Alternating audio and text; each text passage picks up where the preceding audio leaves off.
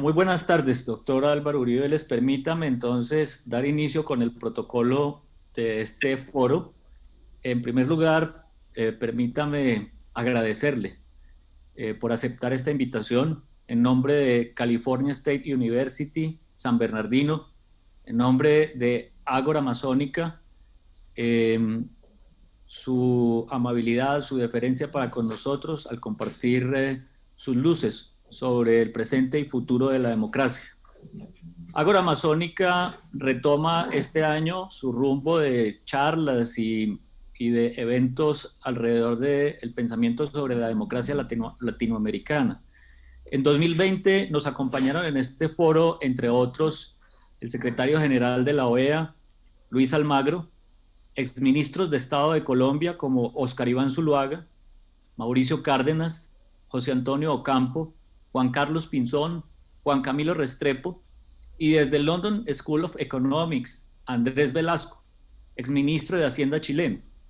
Igualmente nos han acompañado importantes protagonistas de la vida política en Colombia y Chile, como la senadora Paloma Valencia, el expresidente de la Asamblea Chilena y líder de la democracia cristiana en Latinoamérica, Gutenberg Martínez, analistas como Alex Kaiser, Egon Montesinos y Guillermo Holzman, que nos dieron luces anticipadas sobre el proceso constituyente que hoy se adelanta en la República Chilena.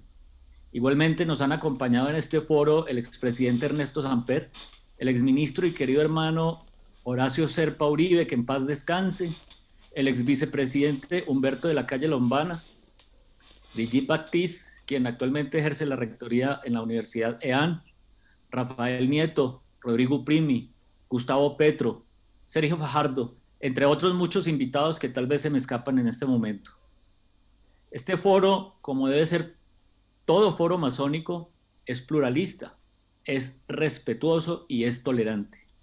Hoy, para retomar esta reflexión, estamos con el expresidente, ex senador y fundador del Partido Centro Democrático, doctor Álvaro Uribe Vélez, quien con sus luces nos permitirá otra importante perspectiva sobre los retos presentes y futuros de la democracia interamericana. Bienvenido, señor expresidente. Saludamos de manera muy especial al doctor Manuel Enríquez, embajador de Colombia en el Ecuador, quien nos acompaña el día de hoy. Le hago llegar un saludo muy especial de el venerable hermano José Guillermo Orozco, soberano gran comendador del Supremo Consejo del Grado 33 en Colombia, que le envía un saludo y un agradecimiento por su lucha por la democracia. Saludamos a los muy respetables grandes maestros de la Confederación Masónica Colombiana aquí presentes, así como los de otras potencias, y a los venerables maestros, hermanos y hermanas de diferentes países presentes, como Argentina, Uruguay, Bolivia, Perú, Chile, Venezuela, México, Estados Unidos, y bueno, tal vez otros que no estoy mencionando en este momento. Quiero, antes de continuar, mencionarle que transmitirán en directo esta conferencia, algunas transmisiones en directo y otras grabaciones que se colgarán en estos portales que son nuestros aliados estratégicos y a través de los cuales llegamos a audiencias más de 30 y 40 mil personas en toda Latinoamérica. Agradecemos mucho a sus directores, Confidencial Colombia y a su director Marcial Muñoz, amigo colombo-español, Libreta de Apuntes y su director Ricardo Galán, Ecos del Conveima y su director Juan Pablo Sánchez, El Parche del Capuchino y su director Carlos Gómez, PSC Televisión desde Tuluá, que van a transmitir en directo, Opinión Calificada, y a su editora, la querida hermana Patricia Silva, quien nos acompaña desde Argentina, y a todos los asistentes el día de hoy, nuestra infinita gratitud. Le doy la palabra al venerable hermano Alfredo Sarmiento, quien hará una nota introductoria a las palabras de nuestro invitado especial, el doctor Álvaro Uribe Vélez. Adelante, querido hermano Alfredo. Muchas gracias, John William. Presidente Álvaro Uribe, mi fraternidad, mi cariño, la complacencia de este foro de Ágora Masónica y la Universidad Estatal de California. Su voz va a ser una voz escuchada en diferentes espacios de la América Latina. Aparte de los países que ya mencionó John William, tenemos amigos venezolanos, bolivianos, chilenos uruguayos escuchando esta conferencia en directo. Llegarán algunas preguntas por parte de ellos. Hemos venido trabajando de tiempo atrás en el marco de una amistad profunda con el presidente Álvaro Uribe. Y creo que con Álvaro Uribe uno puede estar de acuerdo o en desacuerdo, pero siempre el diálogo es limpio y comunicativamente limpio, inspirador y siempre es edificante. Estamos con este foro queriendo contribuir, presidente Uribe, a consolidar más y mejor democracia en el contexto interamericano. Amartya Sen decía que los problemas de la democracia no se resuelven con menos democracia, sino con más democracia. Nosotros agregamos con mejor democracia. Democracia que al mismo tiempo sea segura, que sea productiva, que sea justa, que sea incluyente, que sea sostenible, que sea soberana e institucional. Sin más preámbulos, presidente, darle la bienvenida. Lo escuchamos durante los próximos 30, 40 minutos, lo que usted disponga, y después una sesión de preguntas. Permítanme, antes de darle la palabra, a mencionar que no habrá intervenciones a viva voz. Por ahora el video va a estar apagado para todos los participantes, excepto para nuestro invitado especial. Entendemos que muchos de ustedes quieren que él los vea, que los pueda saludar. Él tiene grandes amigos aquí, nosotros lo sabemos. Infortunadamente, los protocolos de seguridad de las conferencias que hacemos online en la universidad son estrictos. No se permite ninguna intervención y tenemos que cumplirlos porque la plataforma es de California State University.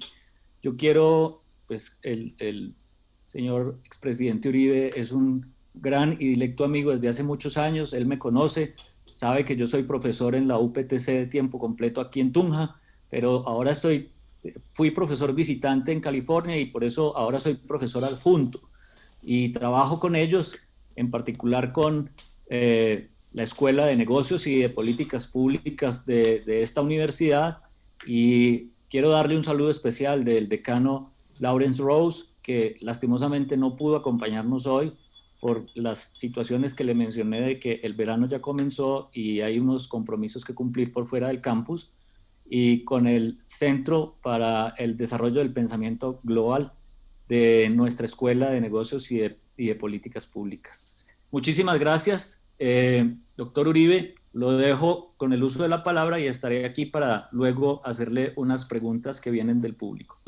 Muy estimado profesor John, muchas gracias a usted, a la Universidad Estatal de California, mi saludo al señor decano y muchas gracias por esta invitación.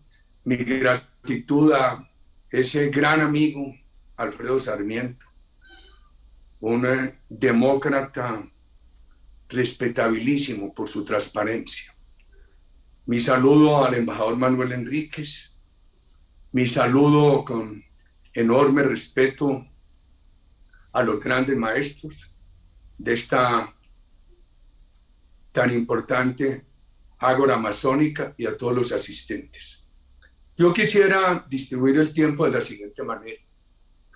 Una introducción con unos comentarios muy simples sobre el capitalismo mundial y la democracia, sobre Colombia, cómo estoy viendo la situación y, por supuesto, abrirlo a preguntas.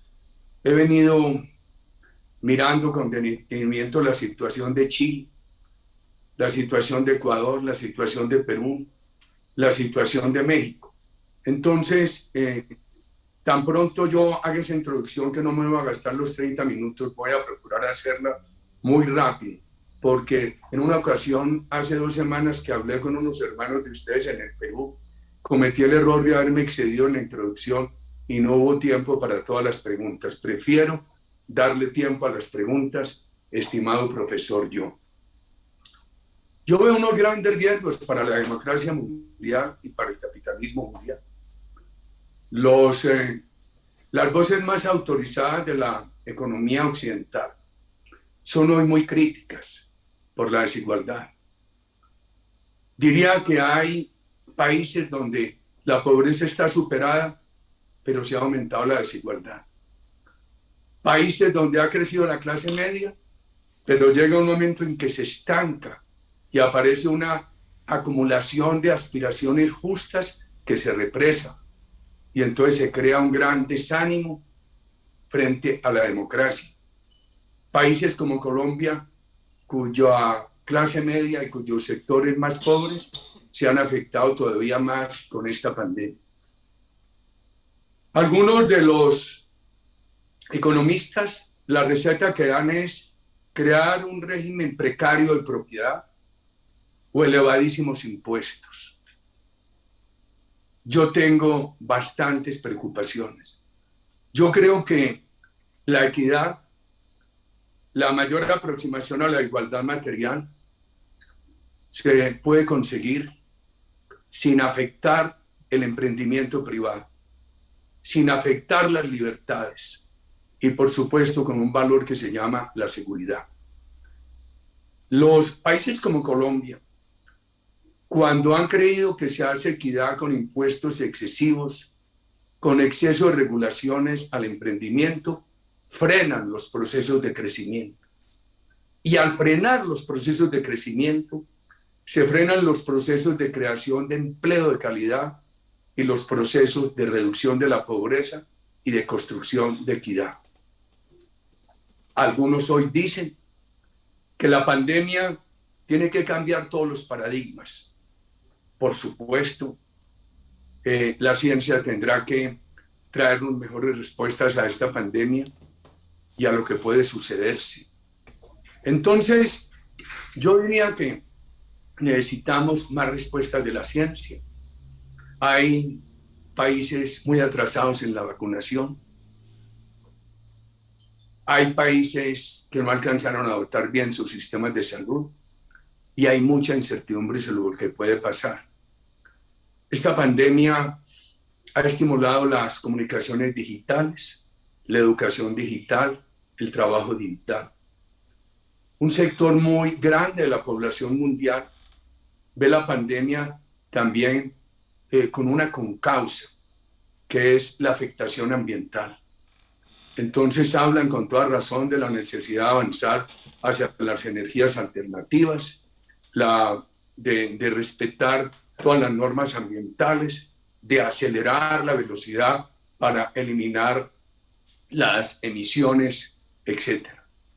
Yo creo que todo eso es válido, pero creo que para el tema pospandemia y para el tema de poder resolver problemas del capitalismo, problemas de desigualdad, problemas de pobreza, problemas de estancamiento de clase media o de reversión de clase media. Esta pandemia ha hecho que 2.700.000 colombianos que ya habían llegado a la clase media hayan regresado y estén hoy en condiciones muy preocupantes de vulnerabilidad. Yo creo que eso no nos obliga a renunciar a que los países sean seguros. La seguridad no es de derecha, no es de izquierda, la seguridad es un valor democrático, una fuente de recursos. Yo creo que tenemos que insistir en el emprendimiento, en la imaginación, en la innovación, en la ciencia, en las políticas sociales, emprendidas o encabezadas por la política educativa. Yo particularmente creo que los estados tienen que ser tienen que reducir sus costos burocráticos y aumentar la atención a las comunidades. Tienen que darle más espacio al emprendimiento, hacer que el emprendimiento no esté solamente al alcance de los grandes capitales, sino dotar a todos los jóvenes que quieran emprender, estimularles el emprendimiento, dotarlos de recursos de capital de riesgo aportados por el Estado, el sector privado, las universidades, con una gran coordinación de esfuerzos para obtener los recursos, las garantías, etc. Creo muchísimo en que eso tiene que ir de la mano de políticas sociales que tienen que ser encabezadas para superar la pobreza de la pandemia, para recuperar un ritmo de mejoramiento de la clase media y políticas sociales para que haya más oportunidades y se muestre que la democracia puede ser, es lo único que el mundo ha descubierto hasta ahora en la historia del planeta, que puede generar innovación, imaginación, creatividad. Colombia. Yo diría varias cosas de Colombia. Donde hay empresa privada formalizada, hay equidad. Ustedes ven una ciudad como Cartagena. En el sector industrial de Mamonal o en el turismo, ahora de capa caída por la pandemia, uno encuentra equidad, encuentra un gran avance social, pero en Mamonal encuentra una pobreza extrema, en Mamonal no, en el Pozón encuentra una pobreza extrema, vulnerabilidad. Mi ciudad de Medellín, donde ha habido los avances industriales de la economía del servicio, de la economía digital, se encuentra un gran avance social, una construcción de clase media con empuje, con ambiciones, con optimismo, pero donde no ha llegado la empresa privada, el emprendimiento, mucha pobreza en materia, mucha pobreza monetaria, no obstante que ha mejorado muchísimo en la ciudad de Medellín, particularmente el tema de acceso a servicios comunitarios. Eso me ha llevado a decir que el problema no es por el emprendimiento privado, sino por la falta de emprendimiento privado.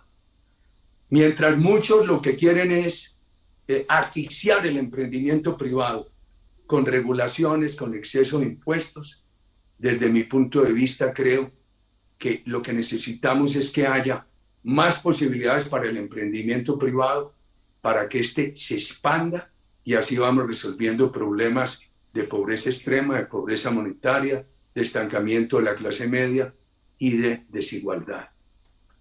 En los años del Frente Nacional, Colombia redujo mucho la pobreza, especialmente la pobreza rural. La historia de Colombia muestra que hay una gran coincidencia en el tiempo entre los picos de violencia y los picos de desigualdad y de pobreza. Colombia, entre el año 2001, un año antes de que empezara los gobiernos que yo presidí, y el año 2013, 3 años después de haber terminado esos gobiernos, bajó la pobreza del 51 al 27. Eso es muy importante tenerlo en cuenta. Empezó a mejorar el coeficiente Gini de distribución del ingreso. En el año 2013, por reformas que se venían introduciendo desde el 2010, exceso de impuestos, exceso de gasto público, expansión de la burocracia, el tema del acuerdo sobre narcotráfico con la FARC, el país vivió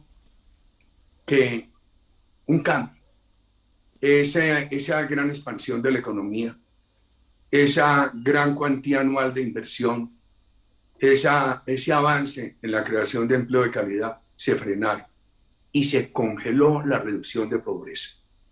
Esa pobreza se congeló en el 27, desde el año 2013 hasta cuando llegó el presidente Duque en el año 2018. Pero pasó otra cosa que es muy importante tener en cuenta. En el año 2013, 3 años habían pasado desde el final de los gobiernos que presidí. Colombia en ese año 2013 mostró la mayor reducción de narcotráfico, queridos amigos. 42.000 hectáreas, un récord por lo bajo. Se tomaron en La Habana, en el acuerdo con el grupo narcoterrorista FARC, unas decisiones. La decisión de que el narcotráfico, en el caso de FARC, sería delito político, sin cárcel, sin extradición. Además, con elegibilidad política, que no habría fumigación y que la erradicación sería totalmente voluntaria. Y a la comunidad internacional hay que decirle que hay un gran daño ambiental, porque este país todavía tiene más de un 50% del territorio en selva virgen. Y por cada hectárea de narcotráfico destruyen 2.5 hectáreas de selva virgen. Los gobiernos que presidí tuvieron entre 120.000 y 200.000 familias guardabosques, cuyo compromiso era evitar el narcotráfico, vigilar la recuperación del bosque, cuidarlo, y se les remuneraba por eso. ¿Qué pasó desde el año 2013? Ese récord bajo de 42.000 hectáreas se estancó y empezó nuevamente a crecer el hectareaje. y el presidente Iván Duque recibe 209.000 hectáreas de droga. Entonces hay dos realidades del año 18. Una pobreza que venía estancada desde el año 2013 y un narcotráfico que en su producción había pasado de 42.000 hectáreas del 2013 a 209.000 del año 18. El presidente Duque introduce una reforma tributaria muy razonable, de gran apoyo a la pequeña empresa, a la inversión, de un gran rigor para enfrentar la evasión. El país va muy bien en el año 19. Los meses de enero y febrero del año 20 muestran un gran crecimiento de la economía, 4.2, pero viene la pandemia y todo se afecta, queridos amigos. Se tomó una medida en plena pandemia para reformar la fórmula de medición de la pobreza, porque una ciudad pequeña colombiana de 150, 200.000 habitantes, seguramente en ella el salario mínimo compra más que en Bogotá, la gran Bogotá de 8,5 millones de habitantes. Y no se puede ponderar lo mismo una ciudad de 200.000 habitantes y una Bogotá de 8 millones. Eso mostró que la pobreza que venía estancada en el 27, al reformar esa fórmula de medición de pobreza, subió otros 5 o 6 puntos. Y a eso se le sumó la pandemia. Y tenemos hoy pobreza del 42,5. Pobreza del 42,5 y 2.700.000 ciudadanos que habían llegado a la clase media que infortunadamente han regresado. Hago una pregunta. ¿Por qué mencioné ahí el narcotráfico? Porque esto tiene un problema de pobreza y un problema de violencia. Y un problema de violencia financiado por el narcotráfico. Entonces, formulo otra pregunta. ¿Ha sido importante la respuesta del presidente Duque a la pandemia? Sí, pero se necesita mucho más. Por ejemplo, este país pasó de 5.700 UCIs a más de 12.000. Un gran salto, queridos amigos. En el comparativo latinoamericano, yo creo que es un país que sale muy bien en esa comparación.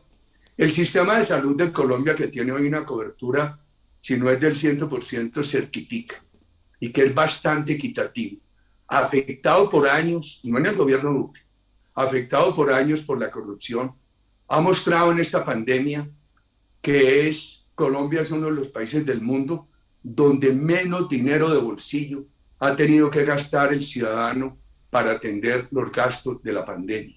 El sistema lo ha atendido, pero el número de contagios es muy alto, tenemos muchísimas muertes y, queridos amigos, estamos apenas empezando a ver un desatraso, una gran aceleración de la vacunación que veníamos tardos.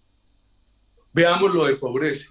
El gobierno tomó muchas decisiones, creó una figura que se llama ingreso solidario, subsidia el pago de nóminas en 146.000 empresas que vinculan a 13,5 millones de trabajadores. Otras políticas sociales las fortalecieron muchísimo.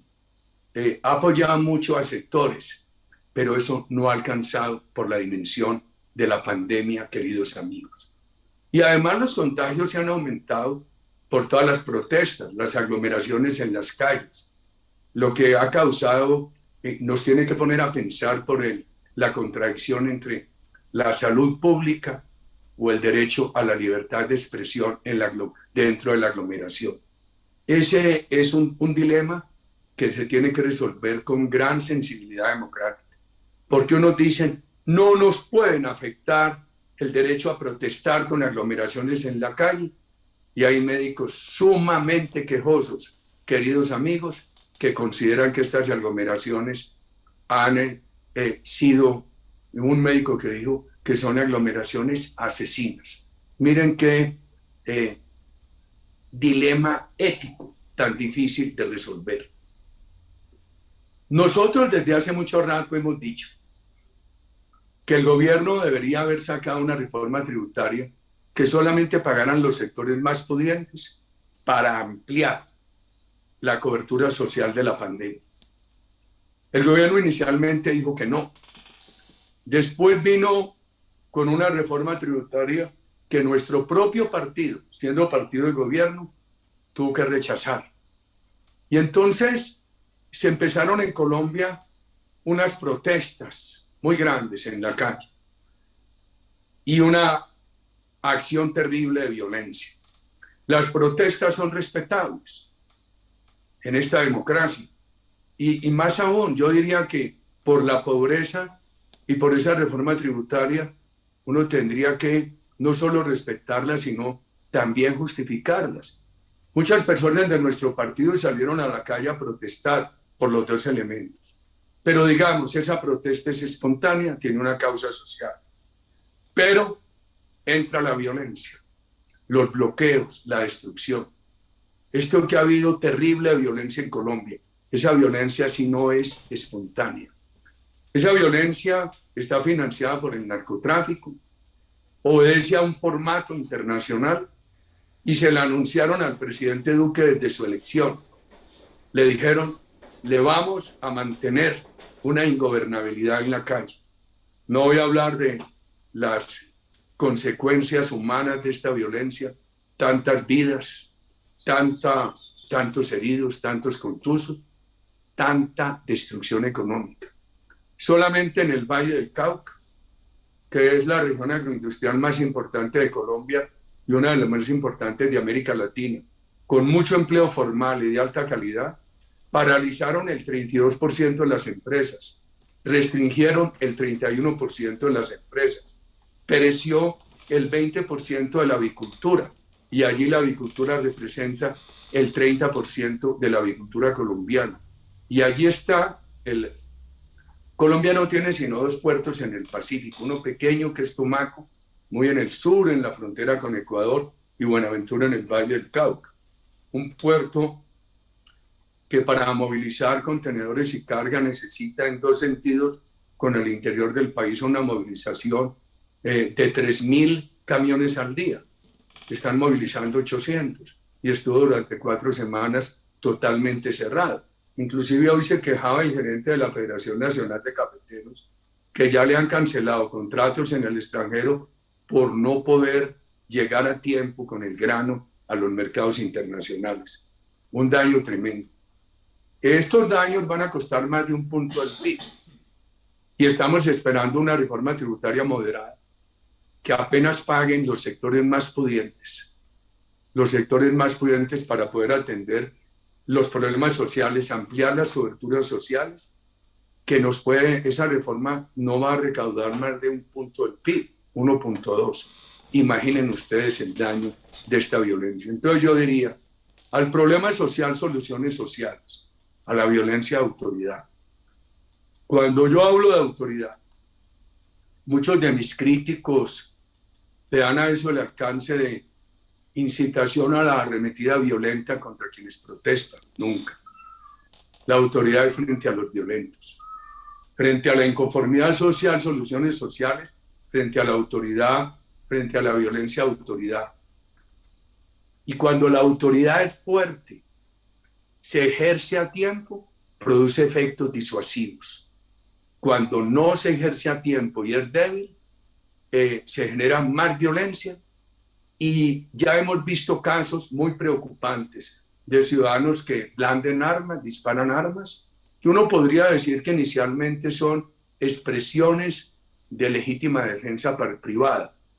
Pero si siguen vacíos de autoridad, eso puede tornarse en organizaciones de autodefensa que nos lleven nuevamente a un paramilitarismo criminal que desmontamos entre el año 2002 y el año 2010. En síntesis, nosotros pedimos una autoridad disuasiva de la violencia, muy fuerte, muy eficaz y transparente, y acelerar las soluciones sociales. Con todo el respeto por el gobierno, digo que estamos sumamente demorados para tramitar en el Congreso la reforma tributaria que paguen los sectores más pudientes. Algunos partidos dicen que no, que esperemos que se calme la calle. Nunca la van a nunca la van a calmar, queridos amigos. Hay un designio político, un formato internacional. Lo que necesitamos es liderazgo del gobierno, de los partidos políticos, del Congreso, para entrar a definir esos impuestos que deben tener dos condiciones, básicamente transitorios, pagados por los más pudientes, y que el país ponga cuidado para que de todas maneras el nivel impositivo que había en el 18, que lo bajó el presidente Duque, no se vuelva a ese nivel impositivo tan alto que ponía a las empresas con impuestos consolidados a pagar entre el 68 y el 72 y que frenó esta economía, frenó la generación de empleo de calidad y congeló desde el año 2013 la reducción de la pobreza. Nosotros, de los que estamos en este partido, en su inmensa mayoría, tenemos afán por las soluciones sociales y apremio para que las soluciones de autoridad a la violencia, que empezaron el viernes pasado, hizo una semana en la ciudad de Cali, cuando ya los destrozos hacían aparecer sitios de Cali como que hubieran sido bombardeados con bombas nucleares. Nosotros queremos que hay que seguir incrementando la autoridad de manera transparente, de manera firme, una autoridad firme y disuasiva, y al mismo tiempo acelerar estas soluciones sociales. La demora de estas soluciones sociales, la falta de una pedagogía para explicarle al país las rentas que se requieren, nos tiene con inmensa preocupación a muchos, que apoyamos siempre al presidente Duque, a su gobierno, pero que sentimos el deber de expresar estas preocupaciones. Doctor Alfredo, doctor John, voy a parar esta introducción aquí, no sé cuántos minutos nos gastamos para entrar en las preguntas de ustedes, y he estado mirando con muchos de ustedes el tema peruano, el tema chileno, también el tema mexicano y por supuesto el tema de esta patria colombiana. ¿Cuántos minutos llevamos, doctor Alfredo, doctor John? Estamos listos para las preguntas. Voy a arrancar con unas que nos fueron enviadas con anterioridad. Primero quiero hacerle una reflexión que nos envían desde la empresa Monómeros colombo-venezolanos. Esta es una reflexión que nos envía su gerente general, Guillermo Rodríguez, y dice lo siguiente: la empresa Monómeros colombo-venezolanos fue la primera gran empresa binacional. Procedo yo, presidente. Leo. Guillermo Rodríguez, gerente general de Monómeros colombo-venezolanos, manda esta reflexión.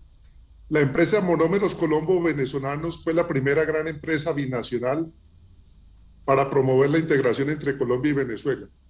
Cumplimos 53 años. Hoy nuestra empresa tiene un gran propósito, como el de ser el aliado del agro colombiano, ayudando a los productores del agro con bienes, servicios, conocimiento e innovaciones para aumentar la productividad por hectárea, para que los productores rentabilicen de mejor manera sus cultivos, para producir productos de mejor calidad y con inocuidad. También para contribuir al cuidado y regeneración del medio ambiente y proteger y ayudar a las comunidades vulnerables, con énfasis en mujeres y jóvenes. También es nuestro propósito ayudar a que los productores del agro puedan acceder a mercados internacionales mediante el acompañamiento, financiamiento, metodología, tecnología para que los productos puedan cumplir los requerimientos de los mercados internacionales. Todo ello con aseguramiento de la calidad. Queremos ayudar a Colombia y en especial a la costa Caribe a impulsar la exportación de los productos del agro a mercados internacionales. Estamos dispuestos a hacer alianzas con instituciones públicas y privadas a tal efecto. Estamos listos a trabajar de manera mancomunada con el sector público colombiano para que juntos logremos esa gran empresa. Esa es la reflexión de Guillermo Rodríguez, el gerente general de Monómeros colombo-venezolanos, presidente Uribe. Es una reflexión, incluso en un gesto de confianza con el gobierno de Venezuela y con el presidente Chávez, con tanta discrepancia que tengo con el régimen de Venezuela. El gobierno mío se aceptó venderle la parte colombiana al gobierno venezolano. No sé qué ha pasado con monómeros, cuánta afectación puede haber tenido en estos bloqueos. La mayor parte de los bloqueos se ha dado en el suroccidente colombiano. Monómeros está en la costa caribe colombiana, en el norte del país, pero la verdad es que ese tipo de empresas tienen que funcionar y funcionar bien, doctor Alfredo. Sería mi comentario, porque ahí vi que no había preguntas sino un comentario. Muchas gracias, presidente. Yo, William, ya recuperó la... Profesor John. Se nos fue John. Bueno, yo tengo aquí copia de las preguntas, presidente. Portal Opinión Calificada. ¿Cuál es su balance del proceso de paz en Colombia a la luz de la actualidad y cuál es su mirada respecto a Latinoamérica de los procesos democráticos e influencia del Foro de Sao Paulo? A ver, yo... Podemos hacer con varias que son en el mismo... No, déjeme, porque esa es muy abierta. Yo quisiera dar una respuesta muy corta.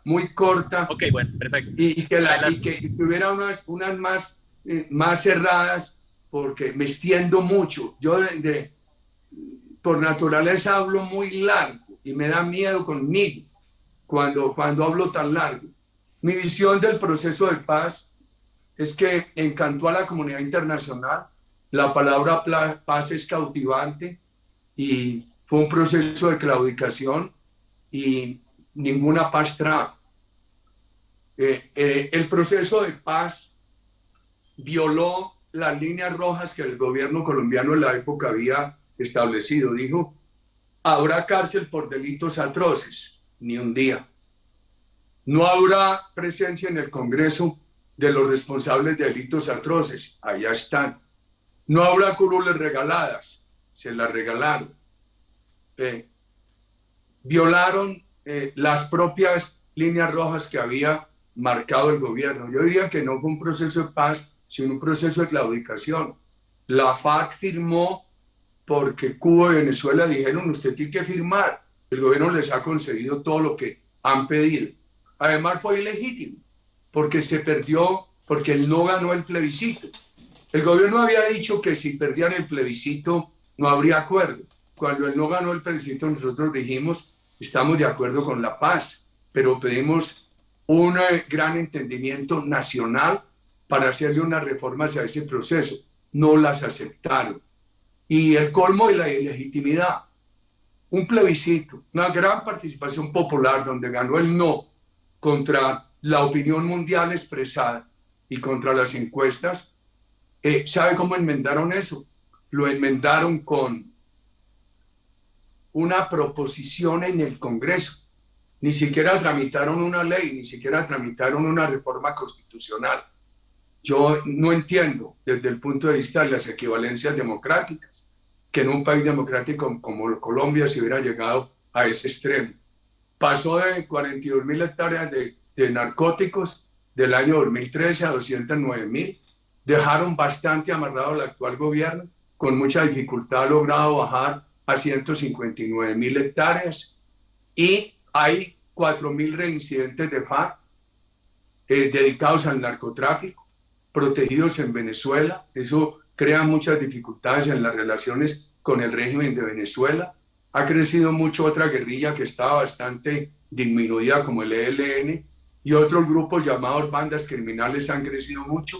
Miren, en estos días una persona de quien no soy afecto, muy importante en la ciudad de Cali, un pensador muy importante dijo que cómo iban a tener paz en Cali si a 40 minutos de Cali hay 20.000 hectáreas de coca.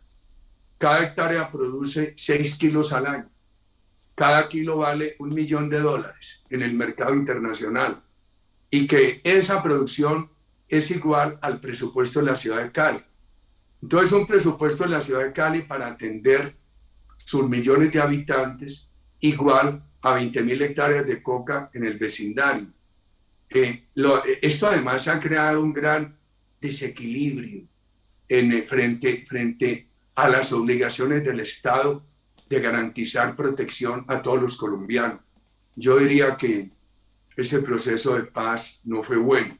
Sobre las democracias latinoamericanas y los riesgos a la democracia, los hay y muy graves. En Colombia ha financiado ese riesgo con el narcotráfico, con políticos locales, con un formato internacional. Aquí lo aplicaron en el año 19. Una violencia, la de Chile puede ser nueva, la de Colombia es vieja, pero coincidieron en el proceso. Primero afectar la normalidad en el año 19, ahora reapareció esta violencia en Colombia mucho más fuerte y lo que quieren es producir un resultado electoral en el 22. Han vuelto a mezclar las formas de lucha, la lucha armada y la lucha democrática, y a través de la violencia quieren determinar un resultado electoral en el año 2022. Y quieren llevar esta violencia, diría yo, que intermitente, pero con muy corto espacio entre una aparición y la otra, hasta producir un resultado electoral en el año 2019. Eso hace parte de un formato internacional, hace parte de una realidad de violencia doméstica, lo financia el narcotráfico y por supuesto, simultáneamente tenemos un problema social al cual me referí que necesita correctivos inmediatos. Bueno, muy bien, muchas gracias. Hay una pregunta que dice, esta pregunta la hace Marcial Muñoz de Confidencial Colombia. Entiendo que usted cree que la democracia en Colombia está en peligro. ¿Quién la pone en riesgo y qué debe hacer el país para evitar esos riesgos? Marcial, en resumen, creo que frente a la violencia, autoridad. Las Fuerzas Armadas de Colombia, a diferencia de muchas del continente, han sido democráticas, no han estado al servicio de dictaduras, no han gozado de impunidad. Quienes de integrantes de las Fuerzas Armadas han fallado han sido severamente castigados. Esto marca una diferencia con fenómenos que se vieron en el Cono Sur, en Centroamérica. Mientras en el siglo pasado México se ufanaba de haber tenido la menor interrupción democrática, 12 años, en Colombia solamente hubo 4 años de interrupción democrática. Yo no entendí que ante esa realidad a nuestras Fuerzas Armadas en La Habana las equipararan con la FARC, el narcoterrorismo de la FARC, las sometieran a una justicia impuesta por la FARC, que es la justicia de la JEP, Justicia Especial para la Paz, con un gran sesgo, unas Fuerzas Armadas bastante desmotivadas, desmoralizadas. Yo creo mucho en el ejercicio de autoridad para proteger a todos los ciudadanos, sin afectar, al contrario, para respaldar todas las garantías democráticas, con una capacidad disuasiva de la violencia, nunca ofensiva frente a la protesta social. Creo que esa autoridad hay que fortalecerla, Marcial. Es una de las soluciones, pero simultáneamente hay que acelerar soluciones sociales, porque este aumento de la pobreza y este regreso de avances de clase media le crean una gran incertidumbre a la democracia. Por eso estamos pidiendo con urgencia que se derrame una reforma tributaria, ojalá transitoria, que no llegue a los niveles de tributación que habían desestimulado la inversión hasta el año 2018, que la paguen los más pudientes y para poder ampliar urgentemente los programas sociales en Colombia y de generación de empleo. Yo creo que las dos soluciones se requieren, Marcial, se requieren. Irene Mejía, del portal Punto de Corte en Venezuela. De acuerdo con la firma Eurasia Group, América Latina es el mayor foco de inestabilidad política y social del mundo. ¿Cuál es su opinión al respecto? Y en concreto, ¿cree que Venezuela podría ser el principal promotor de esa inestabilidad? Venezuela, el Grupo de Sao Paulo, son promotores de esa inestabilidad. Diría yo que promotores ideológicos, promotores políticos y frente al caso de Colombia, promotores de hecho. ¿Por qué digo que frente al caso de Colombia, Venezuela es promotora de hecho de la inestabilidad? Porque es refugio del narcotráfico colombiano. Porque ahora se acaba de dar de baja, no se saben las circunstancias, a una de las personas que en nombre de la FARC negoció el acuerdo de La Habana, después fue encausado judicialmente por narcotráfico posterior a la firma del acuerdo 1 de diciembre de 2016, se fugó de Colombia, se protegió en Venezuela, donde están protegidos estos grupos disidentes.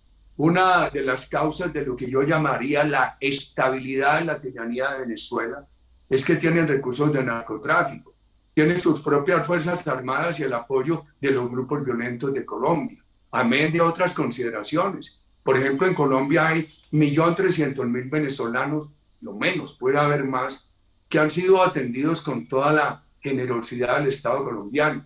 Y esos 4 o 5 millones de venezolanos que están en el exterior, pues remesan recursos a sus familiares en Venezuela. De hecho, han dolarizado esa economía y eso ha ayudado a estabilizar la dictadura interna. Además, el oro. Además que con tantas reservas de oro y gas mantienen una pequeña producción de petróleo, una pequeña producción de petróleo que les ayuda a un mínimo vital. E indudablemente, y con la corrupción han sobornado a las Fuerzas Armadas, porque altos comandantes de las Fuerzas Armadas de Venezuela han sido favorecidos por el gobierno para manejar territorios o negocios de corrupción. Todas las Fuerzas Armadas de Venezuela están sometidas por soborno al régimen dictatorial. Entonces Venezuela es promotor político, promotor ideológico, promotor de facto. En Colombia no se necesita que Venezuela envíe dinero, porque aquí sale el narcotráfico. Puede dar la vuelta por Venezuela, lo produce el narcotráfico colombiano, va a Venezuela y lo regresa a la FARC aquí, como se ha comprobado en el caso de Cali, donde hay pruebas plenas pruebas de giros que ha hecho la FARC desde Venezuela para poder patrocinar la violencia. Indudablemente Venezuela tiene una gran responsabilidad en toda esta inestabilidad. Por supuesto que hay causas internas. Esa causa del narcotráfico en Colombia, el proceso de paz y lo social. Para el partido nuestro, lo social es tan importante como la seguridad. Yo no he podido desprenderme de las tres guías que tuve como presidente. La seguridad como valor democrático, el emprendimiento privado simultáneo con la política social. Sin odio de clases, con fraternidad económica, más emprendimiento privado, más política social, más legitimidad al emprendimiento privado. Entonces, yo no puedo disociar un problema del otro. Pregunta Carlos Gómez del Parche del Capuchino. Presidente Uribe, la política está en crisis a nivel mundial. ¿Cuáles son los principales elementos que debería tener la democracia en la próxima década? Déjeme, doctor Uribe, le hago otra pregunta que tiene Ramiro Garduño desde México. El porcentaje de latinoamericanos insatisfechos con la democracia ha pasado de 51 a 71% de acuerdo con el último Latinbarómetro. ¿Cuáles considera usted que son las causas de ese descontento y la frustración con la democracia? A ver, yo creo que la democracia mundial tiene que hacer unos grandes esfuerzos en materia de equidad y de igualdad, pero sin sacrificar el emprendimiento privado. Ahora, por supuesto, hay desafíos muy grandes. El desafío de la juventud. Los 600 millones de habitantes que aproximadamente viven entre Latinoamérica y el Caribe tienen un promedio de edad que no excede los 31 años y un desempleo juvenil enorme, queridos amigos. Países latinoamericanos con el 40%, el 50% de desempleo juvenil, con el 24%. Hay una gran frustración juvenil. Eso hay que resolverlo con un gran estímulo a la educación, al emprendimiento. Eso va a necesitar un gran esfuerzo de educación y de fondos de capital de riesgo. Voy a utilizar la palabra que no me ha gustado, pero ya legalizada por la academia, para empoderar a los jóvenes. Y ahí tienen que participar los estados, con fondos y con garantías. Las universidades con educación, garantías y supervisión. Los institutos de capacitación técnica. Y hay que responder aceleradamente al tema ambiental. El gobierno del presidente Duque ha hecho cosas muy buenas. Aumentó el presupuesto educativo en un 30%. Ahora está con un proceso de educación universitaria gratuita para los sectores de menores ingresos. pero tiene que volverse sostenible en el largo plazo y tiene que ampliarse la cobertura con educación digital, con educación virtual, con educación híbrida, porque darle gratuidad a los que la tienen y no abrir oportunidades para los que no tienen acceso, nos quedaríamos en menos de la mitad del camino. Yo particularmente creo que ningún joven latinoamericano debería graduarse en el bachillerato sin tener una doble titulación académica y técnica y sin tener una inducción al lenguaje de los computadores. Eso le abriría espacio en cualquier parte del mundo. Yo creo que tenemos que dar ejemplo en materia ambiental, en fuentes renovables de energía, en un discurso de economía fraterna. Muchos creen que la solución a la insatisfacción latinoamericana es repartir.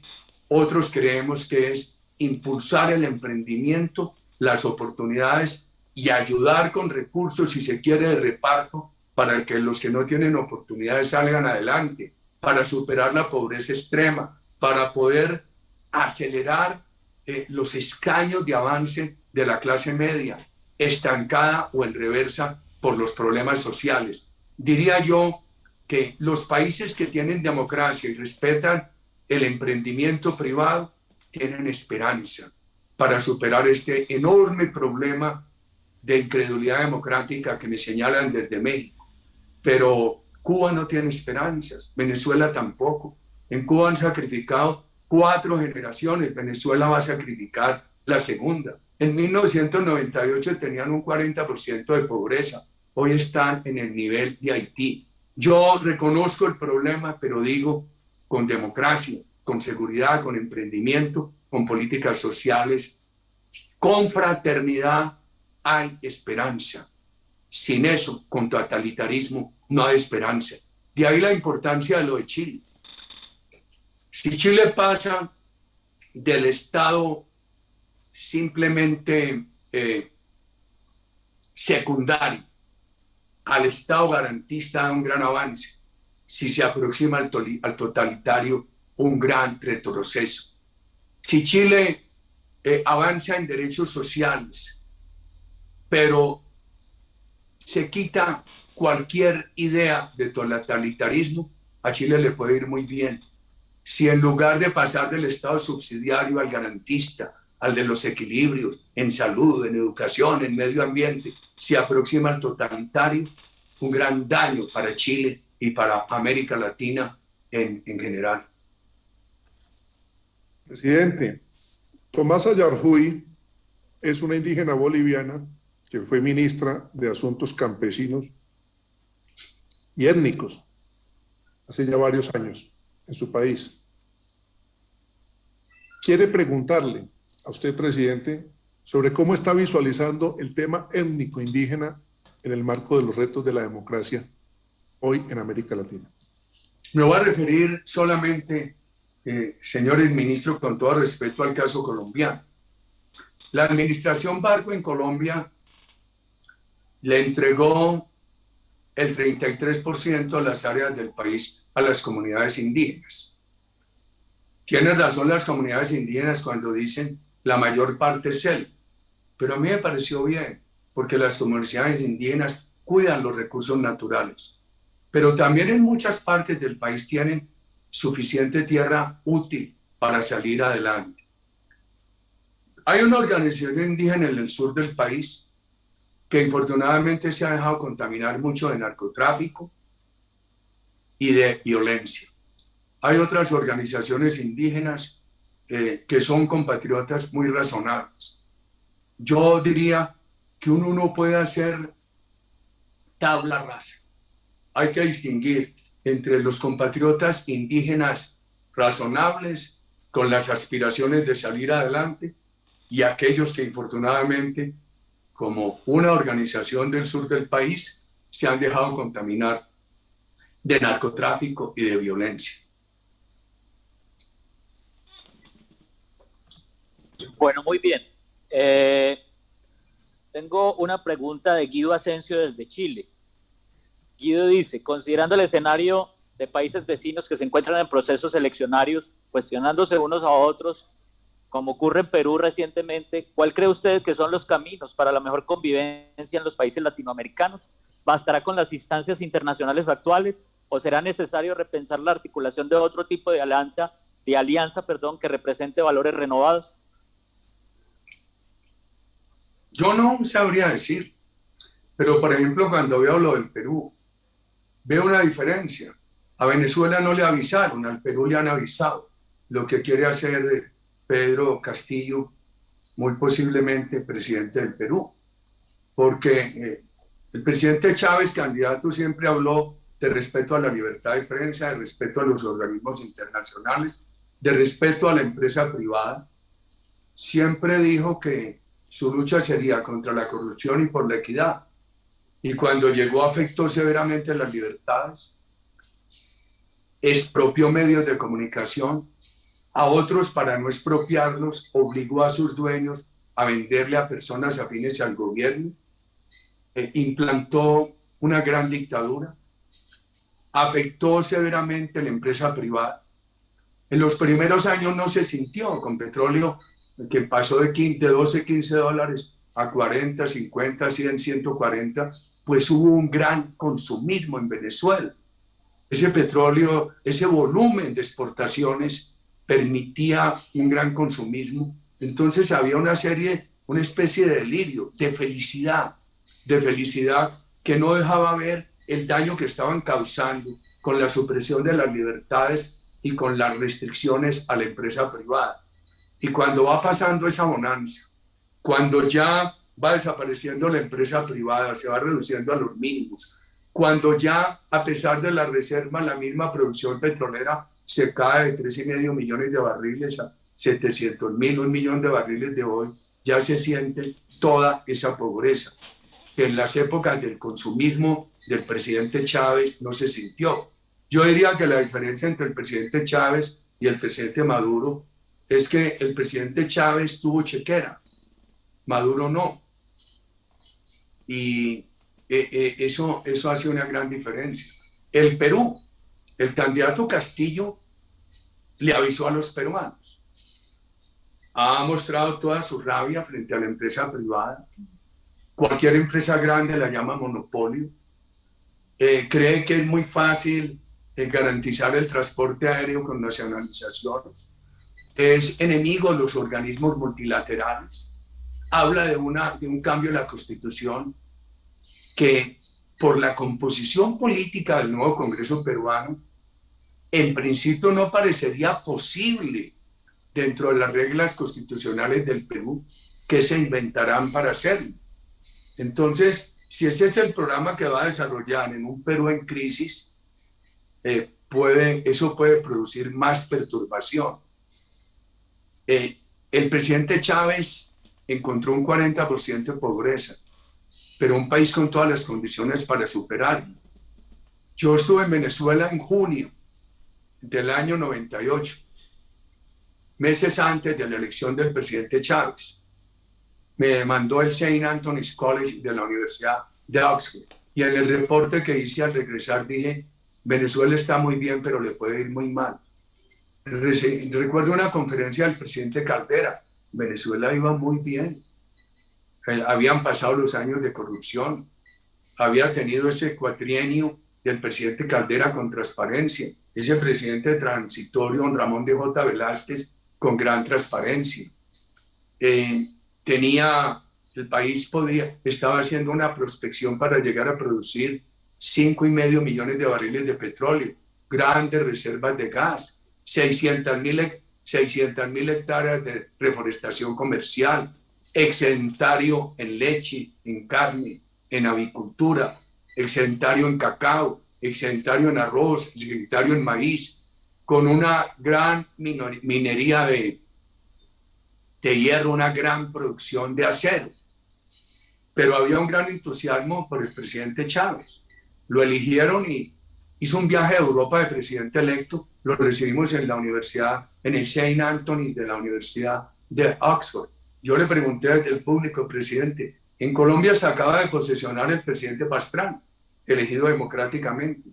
Usted va a posesionarse ahora en enero como presidente de Venezuela. cuál será su actitud desde el gobierno de Venezuela frente al presidente Pastrana y frente a la guerrilla narcotraficante de Colombia. Me preocupó mucho la respuesta, porque me dijo que sería neutral. Yo le dije con todo respeto, permítame hacerle una observación. Si el país hermano se declara neutral, entre nuestra democracia y el narcoterrorismo nos va muy mal. Reflexione, presidente. Nunca pudimos.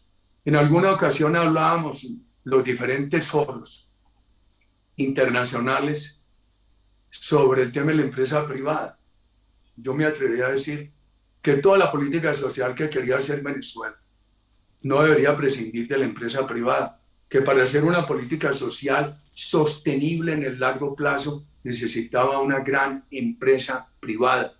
Él dijo ya en ese momento, tenía el modelo castrista, él no le hacía caso sino a Castro, y dijo que no se necesitaba, que con el petróleo era suficiente y que las expropiaciones iban muy bien. Vemos a lo que llegaron, destrucción productiva, que la está haciendo en Colombia la violencia. El presidente Chávez la hizo con expropiaciones, aquí la está haciendo la violencia, la están destruyendo antes de que gobiernos de esa naturaleza lleguen al poder. En fin, hubo muchas discusiones con él. Primero negaba la protección a los grupos terroristas de Colombia, ya después, ante la flagrancia, no pudo negarlo más y empezó a legitimarlos. Pasó del extremo de negarlos al extremo de legitimarlos. Muy difícil. Y frente a los organismos internacionales que algunos de ustedes me preguntaban ahora, yo diría que los bancos internacionales, las multilaterales, van a tener que repensar qué hacer con los países nuestros, porque nosotros vamos a necesitar mucha más apertura de crédito, facilidades de crédito, sino cómo vamos a ayudarnos a superar esta pobreza de la pandemia que incide en ese 71% que me decía el distinguido asistente mexicano de inconformidad latinoamericana con la democracia. Yo diría que ese tipo de reformas se van a requerir y van a tener que ser más exigentes los organismos internacionales en materia de medio ambiente, porque esos son temas de todos. Es que la afectación de la selva amazónica compromete a Bolivia, Perú, Colombia y Brasil, pero le hace daño al planeta en su totalidad.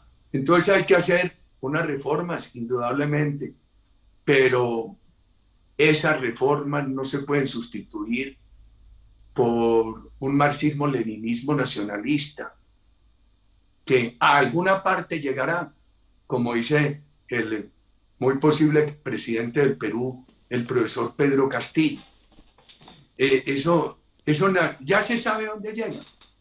Llegan a otro tipo de organizaciones de apariencia democrática, pero muy a la democracia de Ortega, donde no cabe sino un partido, donde no se permiten elecciones sino cuando el gobierno controla el resultado, con una economía temerosa y condicionada, porque la economía no solamente necesita razonabilidad en los impuestos, en las regulaciones, necesita confianza política. Y cuando el emprendimiento le teme por la orientación política del régimen, así en principio se vea bien las condiciones de regulaciones y de tributación, ese temor al discurso político del régimen espanta la inversión y espanta el emprendimiento. O sea que con el tema internacional hay que tener mucho cuidado, queridos amigos, y con los organismos internacionales. En síntesis, esos organismos van a tener que ser mucho más abiertos en materia de financiación y van a tener que ser mucho más exigentes en materia ambiental. Esta pregunta es muy importante, presidente. Viene de miembros de la masonería brasilera, Carlos Radman y Fabio Pugliesi. Dice así: considerando que se ha incrementado la emigración para buscar mejores condiciones dentro de América del Sur, ¿qué políticas pueden adoptar los países que los acogen? ¿Cómo pueden los países de la región apoyarse entre sí para prevenir esa emigración? ¿Cómo puede esto influir en el presente y futuro de la democracia regional? Esto es, el pensamiento colombiano tiene que estar condicionado por una realidad. En el pasado, 1,5 millones de colombianos fueron a Venezuela y tuvieron éxito. Este país ha tenido frente a los inmigrantes venezolanos 2 tiempos. Un tiempo de legalización de facto, se les recibió con generosidad. Y recientemente un decreto presidencial de legalización de derecho. Hay que ser generosos. Yo diría que América Latina, no se debería desprender de un ideal, el libre tránsito de personas, el libre tránsito de bienes y el libre tránsito de capitales, por supuesto con toda transparencia y con toda responsabilidad social. Yo diría que los frenos migratorios entre nuestros países deben ser excepcionales y muy transitorios solamente por razones de salud pública, por ejemplo, por la pandemia. De resto, no debería haber esos frenos migratorios. Ahora es muy difícil. La situación fiscal financiera de Colombia hace muy difícil atender a 1.300.000 venezolanos, pero hay que atenderlos y hay que darles el mismo tratamiento laboral que a cualquier colombiano, el mismo tratamiento legal que a cualquier colombiano. Y a mí se me quejan mucho de una ciudad a otra de Colombia. Es que en tal bloqueo había venezolanos. Es que ha habido un secuestro en una banda donde participaron venezolanos. No los discriminen ni los acusen por ser venezolanos. Al que cometa un delito da lo mismo que sea colombiano o venezolano. Yo diría, América Latina solamente debe pensar en una restricción migratoria por razones excepcionales como casos de salud pública. La hermandad latinoamericana tiene costos y tiene exigencias. Hay que ser generosos en esa materia. Presidente, vamos a hacer, esta es la penúltima pregunta y John William hace ya la de cierre. Esta pregunta la hace un miembro de la masonería argentina, Francisco Tangarí. Tiene un contexto grande que no lo voy a leer, pero la pregunta es esta. ¿Sigue siendo la democracia y con la ausencia de un Estado de derecho real la alternativa a las pseudodictaduras castrochavistas, kirchnerismo, etcétera, cuando se violan las constituciones republicanas? Yo diría, es que la violación de las constituciones republicanas no es democracia. Yo creo que la democracia aproximándose a los puntos ideales es la solución. Uno de los afanes que yo tengo para que Colombia sea eficaz en el rechazo de esta violencia y acelere las soluciones sociales, no las aplace más, las soluciones sociales complementarias, es para que sea un espejo democrático. Porque también no nos podemos, ante tanta pobreza, uno habla de valores democráticos o de éxitos de un gobierno y los ciudadanos tienen tapones en los oídos. Por ejemplo, aquí hay cosas buenas del gobierno del presidente Duque que reivindicar, pero con esta pobreza y con este problema de bloqueos y de violencia y de narcotráfico, los ciudadanos se llenan de rabia, de escozor, de desilusión, y eso tapona los oídos. O sea que la democracia necesita mostrar realizaciones para poder servir de espejos que se pongan en contraste con esas dictaduras o pseudo dictaduras. John William, ¿pudo conectarse de nuevo o no? ¿Cómo? No, John William. Sí, John William no. sí. Aquí estoy. Adelante. Terminamos. Bueno, terminamos con una pregunta que hace Catherine sobre las narrativas hacia los jóvenes. Ella dice que los jóvenes no conocen realmente ni geografía ni historia y tienen un discurso contestatario donde nosotros somos los buenos y todos los demás son los malos. ¿Cómo podemos cambiar esa narrativa hacia los jóvenes, señor presidente Uribe? Yo diría que con oportunidades y que vean mejoramientos. Por ejemplo, yo creo mucho que hay que empezar desde el niño. Los gobiernos tienen que garantizar la alimentación a los bebés. En eso Colombia ha avanzado.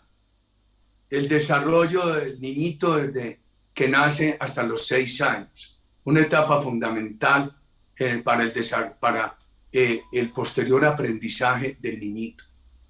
Segundo, hay que garantizar toda la educación primaria y secundaria. Tercero, como les dije ahora, yo creo que un propósito de nuestros países debería ser que los bachilleres se gradúen con título académico, título técnico y una gran introducción al manejo, a la programación de los computadores, al lenguaje del software. Creo que es bien importante garantizar todas las oportunidades universitarias. Hoy es más fácil. Hace pocos días le decía yo a un rector de una universidad pública de Colombia que se quería gastar una millonada en un edificio. No te la gastes en eso. Si el gobierno te va a garantizar educación virtual, educación gratuita para tus muchachos, gástate ese dinero en ampliación de coberturas a través de educación virtual, digital, híbrida y emprendimiento. Emprendimiento, queridos amigos, porque estos desempleos de juventud tan altos en una América Latina y del Caribe con 600 millones de habitantes y un promedio de edad todavía tan joven, no hay manera de que avance la democracia. Ahora, muchachos contestatarios, por supuesto. En Colombia, el gobierno mío tuvo mucho prestigio.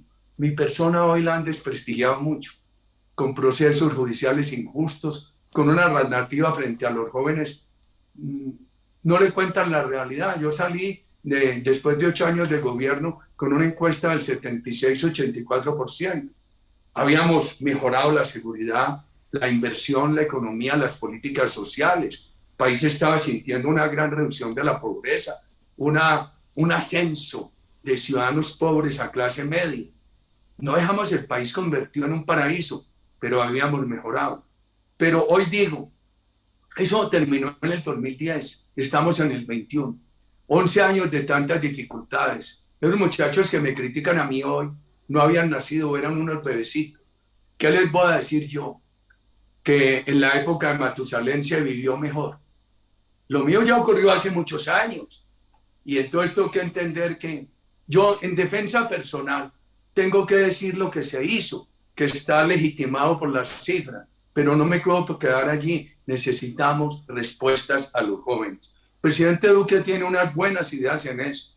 Ha avanzado en algunas cosas, pero se necesita urgentemente esa tributación que paguen los sectores más pudientes para resolver aquí un problema de pobreza extrema, un problema de pobreza monetaria, para apalancar a la clase media que se está devolviendo por la pandemia y para resolver problemas de juventud. Pero hay que decirle a los jóvenes esto.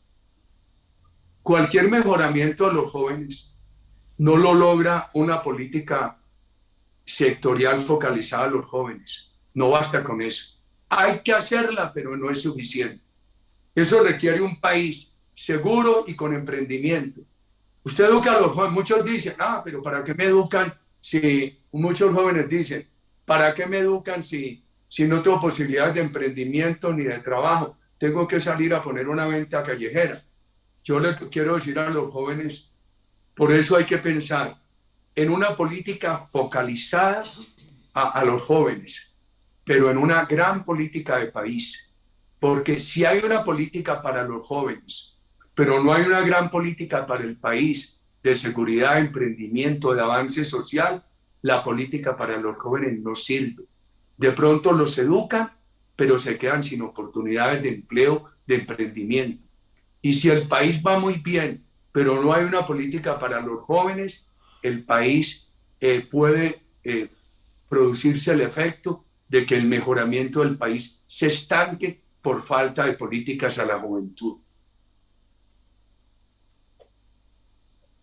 Doctor Álvaro Uribe, muchas gracias en nombre de California State University San Bernardino por sus palabras el día de hoy.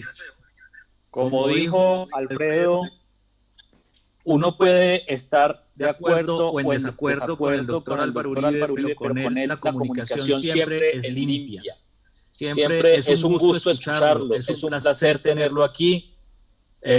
Gracias por su amistad, gracias por darnos este espacio. Esperamos volver a contar con usted, por supuesto, y con sus luces. Y gracias a todos los amigos que hicieron sus preguntas, a los portales que transmitieron el día de hoy. Gracias a Mónica Pérez, a Luis Olivares, bueno, a muchos más que por supuesto dejaron sus preguntas puestas en el tablón, pero que infortunadamente por el tema del tiempo no nos es posible tramitar en este momento. Voy a darle las palabras de cierre a mi venerable hermano Alfredo Sarmiento, no sin antes agradecer también a la Confederación Masónica Colombiana, que siempre ha sido un aliado estratégico nuestro, muy importante en todo lo que hacemos en Ágora Masónica. Adelante, venerable hermano Alfredo. Muchas gracias. Presidente, los países latinoamericanos han tenido muchos dolores de parto para dar a luz instituciones democráticas. Ahí hemos venido, en medio de estos dolores, construyendo un patrimonio democrático que no se puede feriar, que no se puede salir a rifar ante las veleidades de los diversos populismos, unos con estilo de izquierda siniestra y otros populismos con estilos de derechas quietistas y reaccionarias. Tenemos que seguir trabajando por un concepto político de centro en función del bien común, de la dignidad de la persona, de la solidaridad como ese derecho que se ejerce de manera activa y de manera socialmente competente. Tenemos que entender que más y mejor democracia significa más y mejores empresarios, como usted lo ha dicho reiteradamente en esta presentación, y que estos empresarios tenemos que asumirlos como lo que son activos contribuyentes y no pagadores pasivos de impuestos. Son las personas que pueden ayudar a resolver los temas sociales que tenemos por delante y también a generar la riqueza y los espacios de empleo formales que requiere el país. Presidente, muchas gracias por su tiempo, por su generosidad. Tenemos que seguir compartiendo patria y ampliando estas tesis en el contexto interamericano, porque lo que pasa en Argentina o lo que pasa en Colombia o lo que pasa en cualquier rincón de nuestro continente interamericano va en beneficio o en detrimento de la democracia de nuestras regiones. Un abrazo fraternal, presidente. Muchas gracias, estimado Alfredo, muchas gracias, profesor John, muchas gracias, maestros, muchas gracias a todas las personas que han tenido la paciencia de conectarse, muchas gracias a los diferentes portales de tantos países. Una reflexión final. La seguridad